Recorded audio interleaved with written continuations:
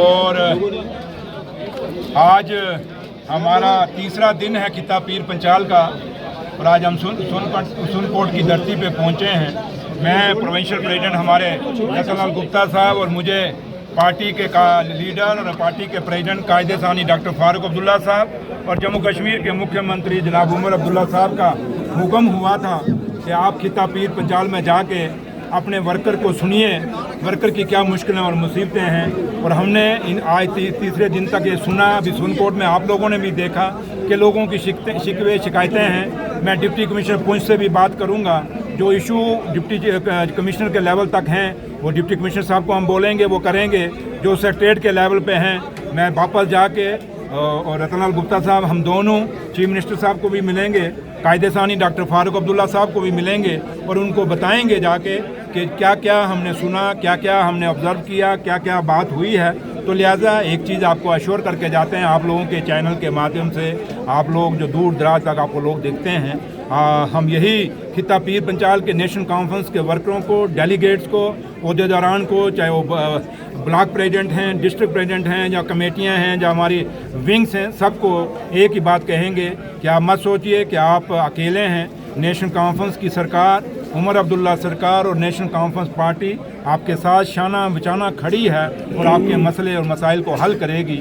और आज जैसे मैं यहाँ पे सुनकोट के अंदर भी मैंने 6 सड़कों का ऐलान किया है कि 6 सड़कें ये लोग मुझे देंगे, वो बनाएंगे। उसके साथ मैंने ब्रिज के लिए भी कहा, उसके बाद सिटी एंड टाउन जो लुक होती है उसके लिए भी मैंने इनको कहा है और डाक बंगले के लिए मैंने 2 करोड़ रुपया दिया है यहाँ पे सुनकोट के अंदर। इसी तरीके से पीछे थाना मंडी के अंदर भी, रजौरी के अंदर भी, कालाकोट के अंदर भी अलग अलग अनाउंसमेंटें हमने की हैं। और ये चंद रोज़ के बाद जब ये मुझे लिख के दे देंगे, डीपीआर बनाने के बाद मैं किसी न किसी प्लान में डाल के इनका काम करेंगे। जहाँ तक 7 लेक का ताल्लुक है, 7 लेक का जो रोड है या उसकी डेवलपमेंट का ताल्लुक है, उमर साहब ने पिछले बजट के सेशन में आपने उनकी स्पीच अगर सुनी होगी तो उमर साहब ने वहाँ अनाउंस किया था कि जो 7 लेक हैं इसको हम डेवलप करेंगे ताकि खिता पीर पंचाल एक टूरिस्ट डेस्टिनेशन बने।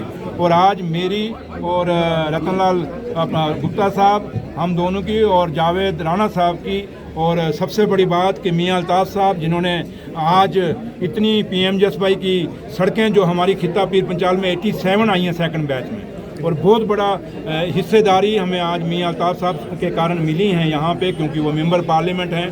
PMGSY की सड़कें दिल्ली से आती हैं। मैं अपने ऑफिसरान का भी शुक्रिया अदा करूँगा जिन्होंने DPR बनाई, और मैं आप लोगों का भी शुक्रिया करूंगा कि जहाँ जहाँ आप समझते हैं कि लोगों की ज़रूरतें हैं आप लोग भी हाईलाइट करते हैं। उन चीज़ों पे भी हमने नोटिस लेते हुए जो मीडिया की आपकी क्लिपिंग हासिल है उस पर भी नोटिस लेके मैंने अफसरों को बोला, उस पर भी कई DPR बनी हैं।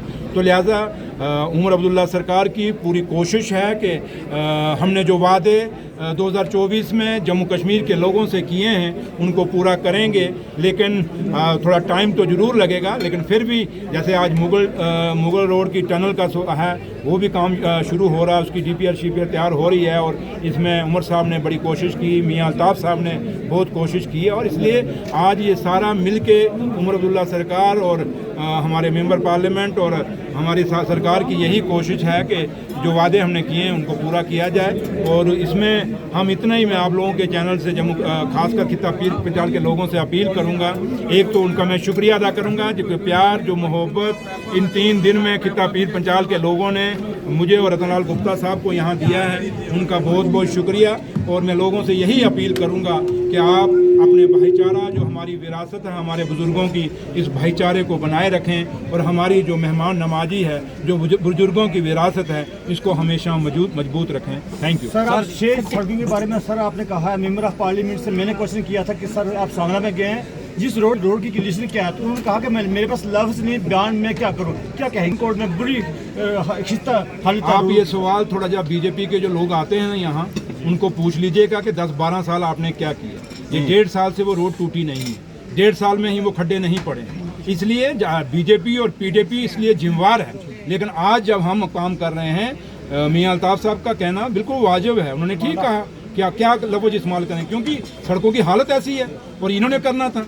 अब ये बीआरओ किसके अंडर है? बीजेपी के अंडर है। तो सर जरा बीजेपी के लोगों को पूछिए जल्दी क्यों नहीं काम हो रहा, बीजेपी के लोगों को पूछिए ये 4 लेन क्यों नहीं बन रहा। इसलिए आप हमें सवाल पूछने से पहले कम से कम थोड़ा सा बीजेपी वालों को झंझोड़ के आया करिए, फिर हम देखें आपने कुछ लाज किया तो फिर हम आपको। सर एक और कंट्रैक्टर है हफीज़ रहमान डार रजौरी के, उनके पास 20 सड़कें हैं पीर पंजाल में, मैक्सिमम काम उनने सबलेट बात किए। याद रखिए जी मैं नाम नहीं लूंगा, जड़ा भी साहब होगा जिस साहब का आप नाम ले रहे हैं या दूसरा होगा, या तो काम करेगा तो जाए यहाँ से भाग जाएगा या मैं ब्लैक लिस्ट कर दूंगा। सर, आप इतना आप जानते हैं मैंने कितने ब्लैक लिस्ट कर दिए, और मैंने ये खाली ऑफिसर नहीं, मैंने कई ऑफिसरों को सस्पेंड किया है। इसलिए मैं खाली ठेकेदारों पे नहीं बल्कि ऑफिसरों पे भी एक्शन लेंगे जो ऑफिसर ठेकेदारों के साथ नेक्सस बनाने की कोशिश करेगा या मिली भगत सर पीएमजीएसवाई की जो रोडें हैं, जो नई रोडें आई हैं, उसमें जो है काफ़ी सारी रुकावट हैं, लोगों के मुआवजे रुकावट यही है, मैंने मुआवजे तो मिल दे देंगे हम। सबसे बड़ी रुकावट है परसों ही ऑनरेबल सीएम साहब ने पीएमजीएसवाई सड़कों की रिव्यू मीटिंग ली। 16 सड़कें ऐसी हैं पूरे जम्मू कश्मीर में जो लिटिगेशन में फंस गई। उन 16 में से आप हैरान होंगे 9 सड़कें सिर्फ पुंछ की हैं। और ये बदकिस्मती है कि पुंछ के लोगों आप लोगों को भी समझना होगा, और जो लोग ये लिटिगेशन ठेकेदार कर रहे हैं इनको एक्सपोज करिए, और आप लोग एक्सपोज कर सकते हैं। और जहाँ तक एक्शन लेने का ताल्लुक है सर सुरनकोट में एक डायलिसिस सेंटर है, उसका टेक्नीशियन नहीं है क्या, इसमें आप? मैं ये आपने मेरे नोटिस में लाई है, मैं जरूर इस पर गौर करूंगा और एक्शन दिलवाऊंगा। Okay sir.